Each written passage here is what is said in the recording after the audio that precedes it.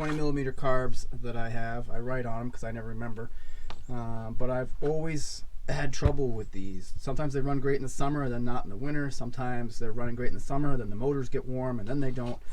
The only thing that's adjustable on here, you can raise and lower the needle, which will help in the mid-range, which is what we're experiencing on that one. And then the other thing is the fuel air mixture screw here, and that only helps at idle, and then you have your idle adjust. So I am going to yank that carb, and I'll take a look at the needle, see where it is, and we'll go from there. But I really think the way to go is going to be to put a 22mm high performance carb on there. All right, so here it is, and it's just a brand new, super clean looking carb. There you go, fuel coming out. And the needle was set down lower, so one notch higher than the default notch, the middle here, which makes it run leaner. The needle comes up less up the emulsifier tube, which is the symptom I'm seeing here. So now what I have to debate is, do I want to move this needle back to the, well, I guess I could richen this out a good deal now that it's summertime. But I just don't like these 20mm carbs. Nope, I'm going to pull the 22mm and put it on there because I just always have trouble with these guys. So I'm going to yank the one off here and bolt it on and see what it does. Voila, here is the 22mm carb off of my TaoTao, and I'm doing a little comparison here. Needle running default middle, and here's the needle comparison to the 20mm. It's actually a longer needle,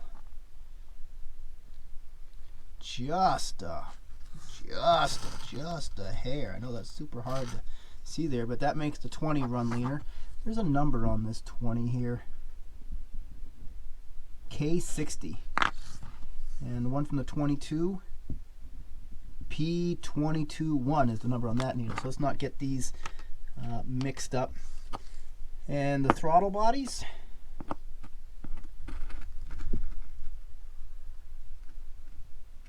looking pretty similar here.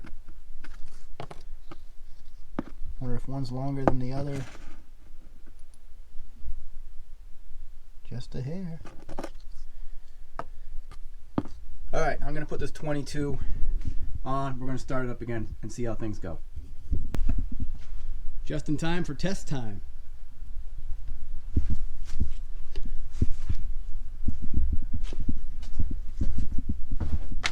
How exciting. How exciting. This is my excited face. I can tell. So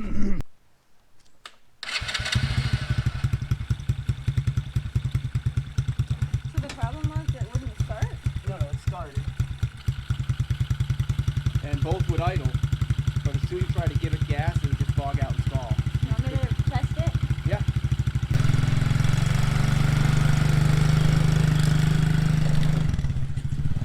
That's already a lot better. Yeah, it smells right. Well, it's burning a little bit. I couldn't even get it to roll 10 feet.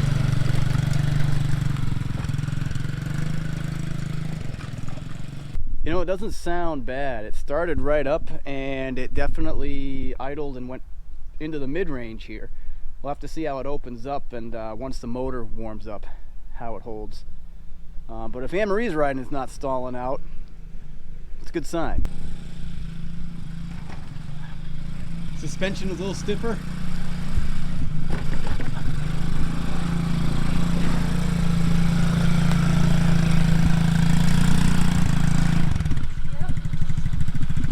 So you know what the problem that I find with this for me is, if this is where you're supposed to sit, Yeah. and I don't have very long legs, this is like way too little. This is a child's toy, not an adult's toy. Well, good news is I'm not a child. Don't break their ATV. I gotta test it. Little bit of a curve there.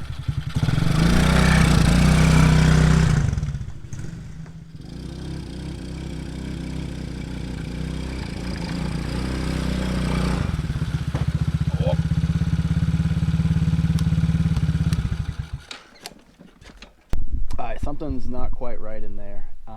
Let's see, now you can get into the mid-range, but you can't get all the way through the mid-range, and there's no full wide open.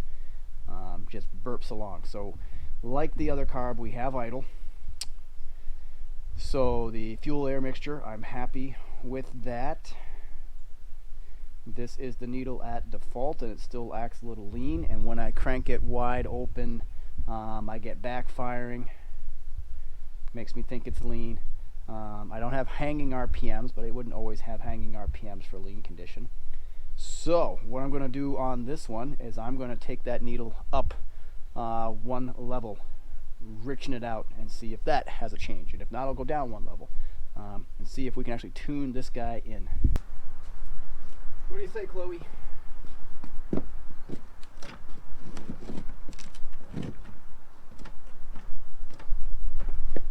Front end up because this thing doesn't like to idle when it's at an angle.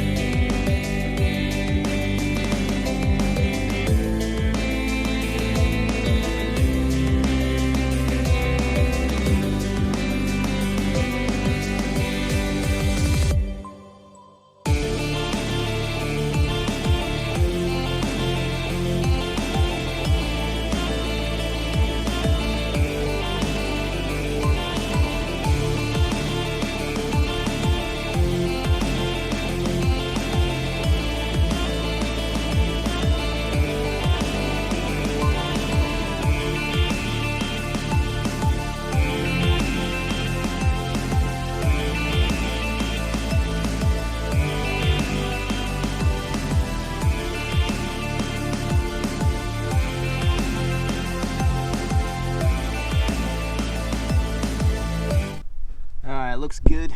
Everything looks nice and snug. I don't see any opportunities for air leaks. And this one came off the working buggy, so now I'm going to find out on the other side where my fuel air mixture screw is set at for default and write that down. I don't have a pencil handy. I have a Sharpie. Here's my fuel air mixture screw here. It's on the motor side, the engine side, not the air filter side, which implies that loosening this will richen the mixture. Turning it clockwise or tightening the screw will lean out the mixture because it's going to reduce the amount of fuel coming in. So I'm going to find out where this is right now, write that down, then we're going to warm this thing up, and then we're going to start playing with this. Oh, this screwdriver is too big.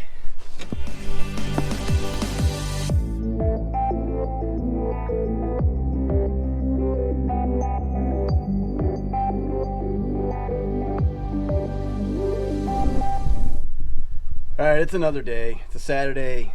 It's cold, but at least the sun's coming out.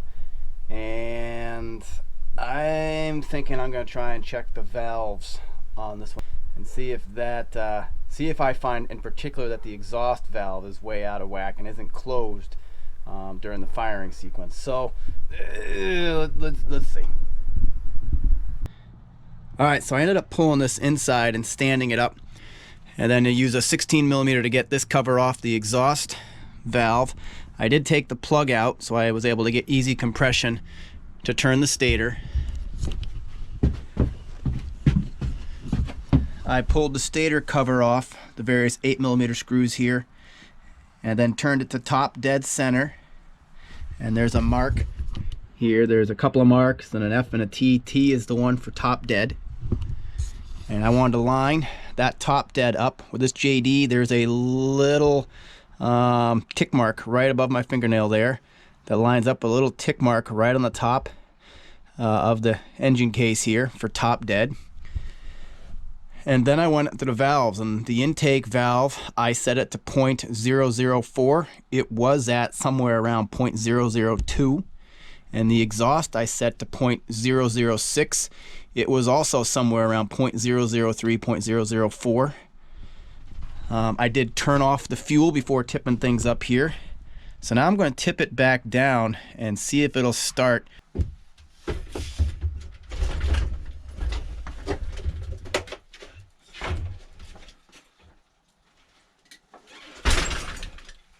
I actually don't know if that'll have anything to do to improve it. It was backfiring and popping like crazy. But let me try it with the valves like that now.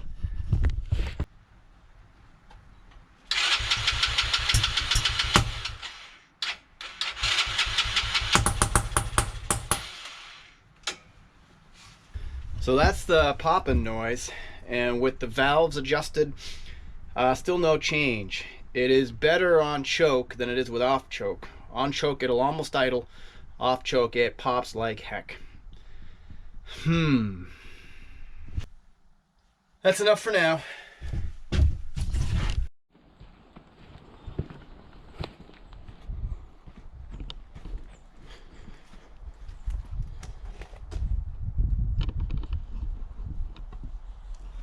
Alright, so I've been continuing to struggle with this motor on this chassis, and I've been working on it off and on, but I'm always hunched over and just wearing myself out. So finally realizing I've got a bigger problem than it's something easy to fix. It's kind of a quick tweak.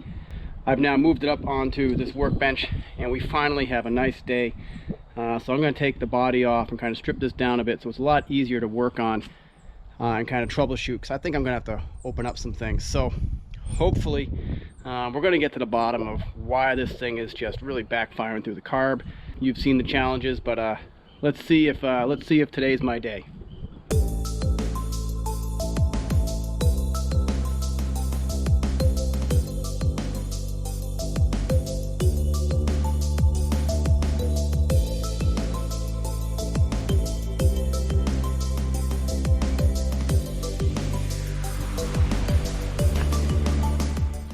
So I've just removed the remote kill switch capability, pulling that out. Ooh, I literally might have just found something. This is the CDI box, and if you can see that, I'm going to disconnect it. The CDI box been rubbing on something, but cracked all the way through. I hadn't noticed that before. This is a regulator. That's not going to help. Let me see if I've got a CDI. CDI.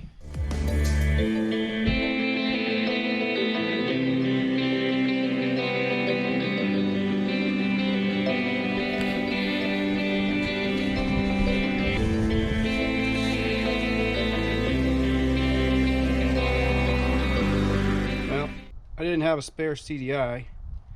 I did have one on the little 110, the baby quad that I'm always riding. Same pinout, a little bit different physical size, but running the same motor. So I'm actually going to plug this in, see if this makes a difference. Let's put a little fuel in here and start it up.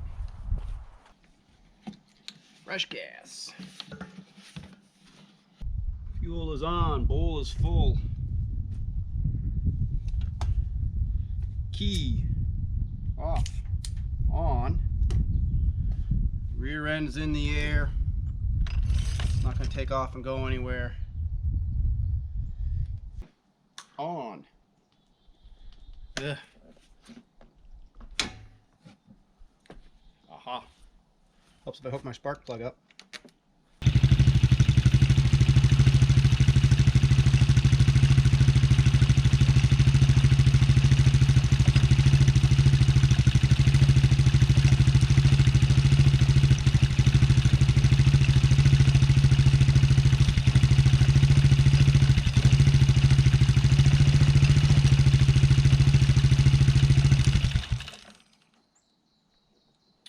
It's like the starter switch happened to fail on me.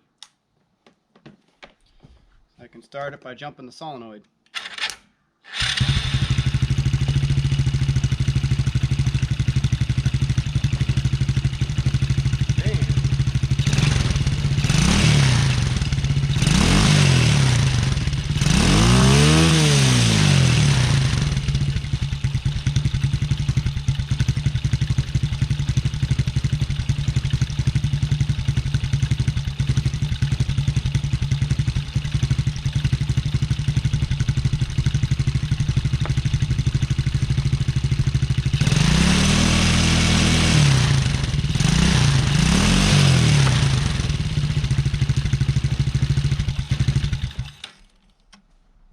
So other than the dead battery right now, it's starting, idling, running through the throttle just fine. The starter button is failing, so I'm having to jump at the solenoid to get it started. So I got to rig up some kind of a switch. Maybe I'll do something like what I've done on the baby quad here. Just a big button. This is a 5-position switch, and it runs off a 4-pin and a, oh, wrong one there, coming down here. These here, a 4-pin and a 5-pin. Hard to find these online. It's usually a 7-pin, or there's a 6-pin and a 2-pin. So we'll rig something up for that. But for right now, what I'm going to do is I'm going to take the tires back off the baby quad, get them back on here so we can ride around with this and really see if we've shaken anything out or if it's going to come back. I'll just have to start it with a screwdriver for the time being. Just so, yeah. All right.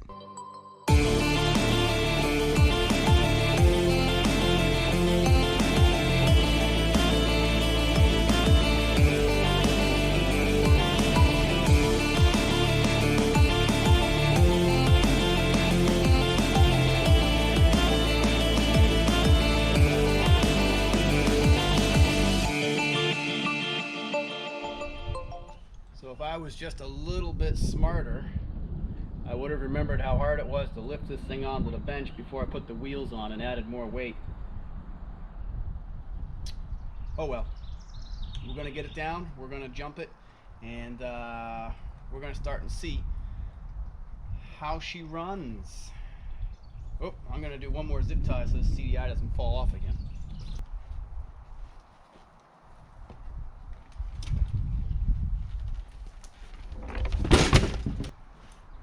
Switch on, key on.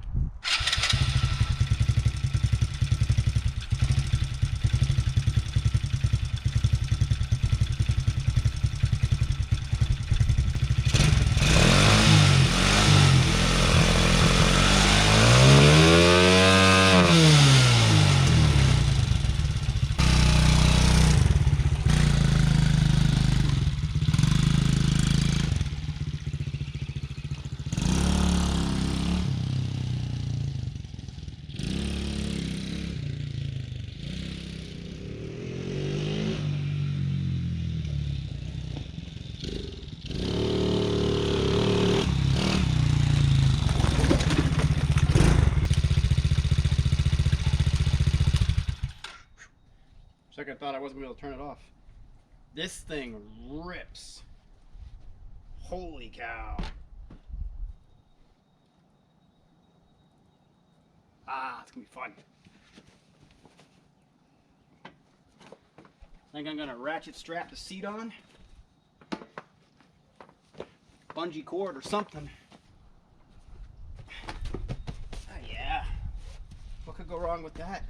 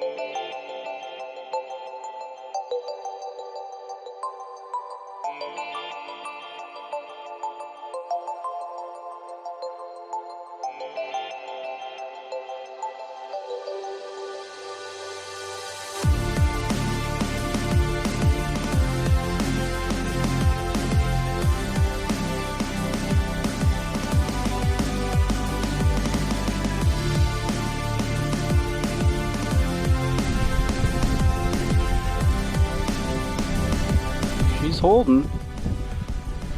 So a little bit of summary on this one. Felt like a kink in the fuel line under there, so I shortened the fuel line, straightened out that run, redid the petcock so everything was lined towards the carb. You see gasket sealer down in here because I thought I was chasing an air leak. We did a valve job thinking that was part of it. Checked the plug was fine. The exhaust Ended up doing a gasket. There was no gasket, so I did gasket and header bolts. And went through a number of carb settings. We're back to a factory carb. This is a 20mm PZ20. It's a new one, but it is factory. And right now it's running like a champ all the way through. There is, oh, what size jet is in here? I'm going to say it's an 87 main jet. And it's really tough to understand what jet these come with. It looked like about an 85, so I thought I was going up one. But the jets on these knockoff carbs aren't marked.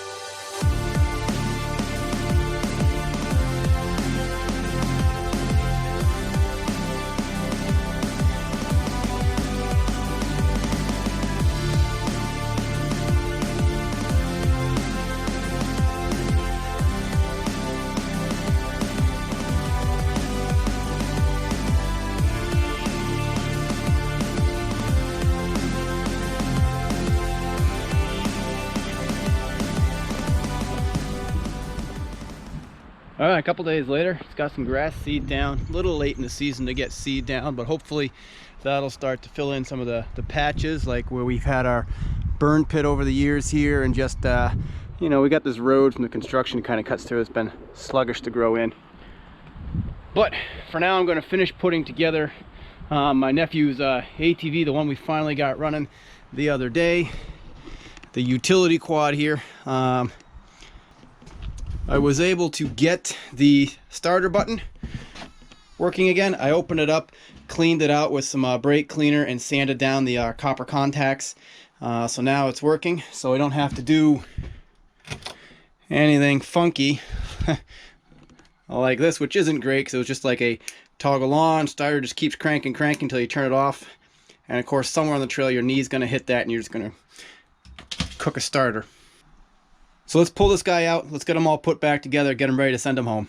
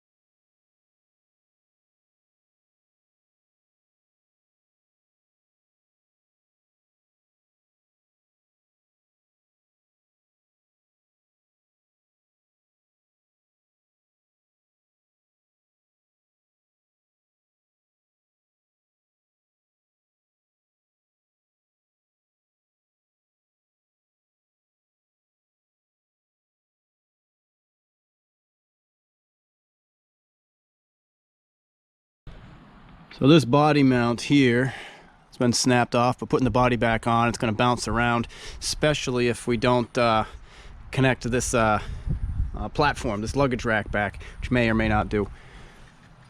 So we're going to get the wiring out of the way so I don't melt that up. We're going to clean this up. We're going to hit this with some weld, and then I'll try and bend it back.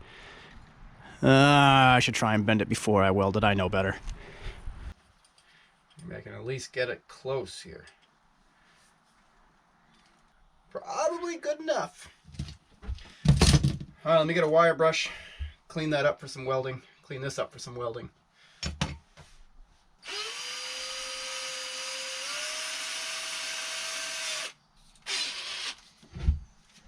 Gloves are a good thing. Again, really should get a vise.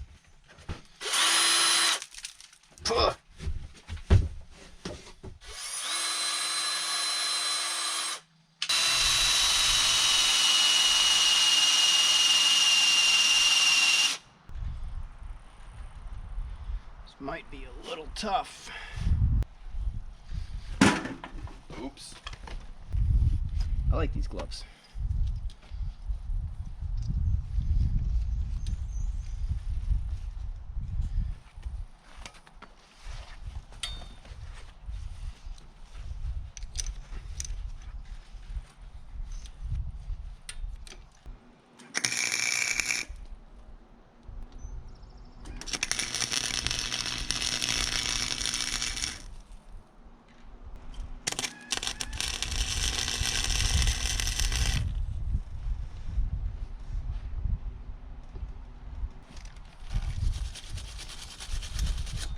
And I didn't burn the place down. As you've seen, to get the body on, I have to take off the handlebar. So I have to take it out by the 4 Allens here, and I have to take off the left side control so I can tip the whole bar up and feed it through this opening. I could also take off this plastic, but these screws are stripped off. If I took these posts off, this could slide forward and I'd have more room, but I'd still have to get these handlebars out of kitty corner. So it's work I gotta do either way.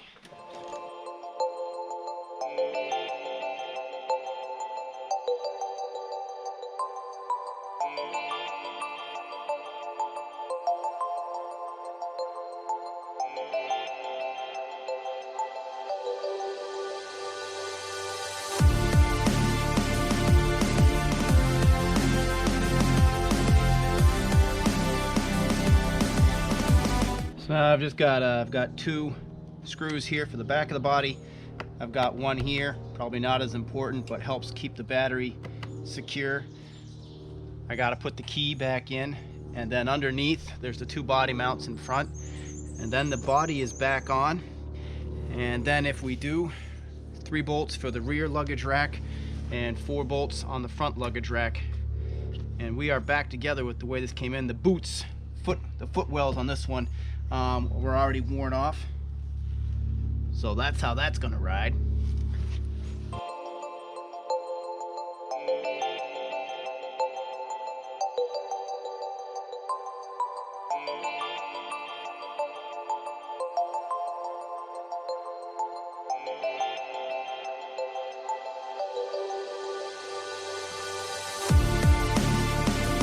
Oh, don't short out the battery, that'll tickle.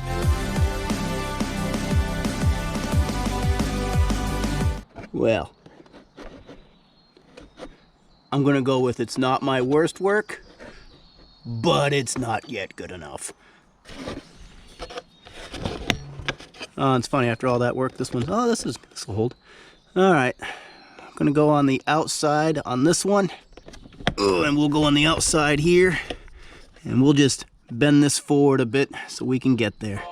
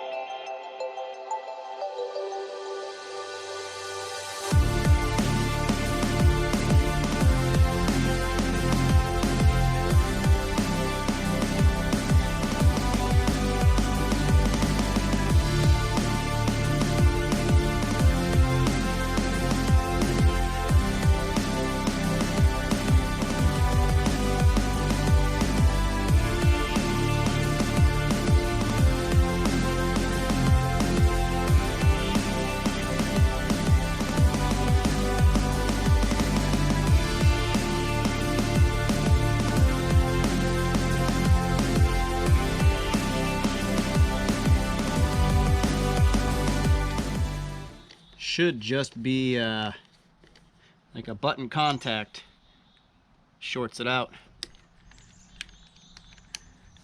I don't know if it's worn down or corroded. A little difficult to see, but down in here it is. It's a contact that you rotate back and forth on. And I'm just going to try and reach in there and just touch those contacts just a little bit with some brake cleaner, and oh, I can only get at one of them. Actually, this whole switch might lift out.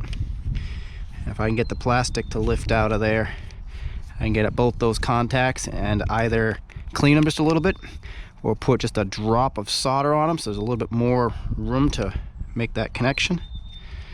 Let's try not to lose these because I will not find these things on the ground.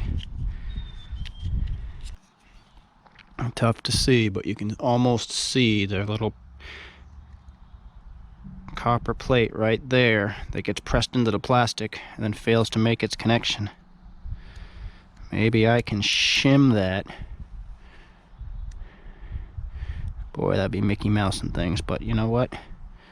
I've done worse.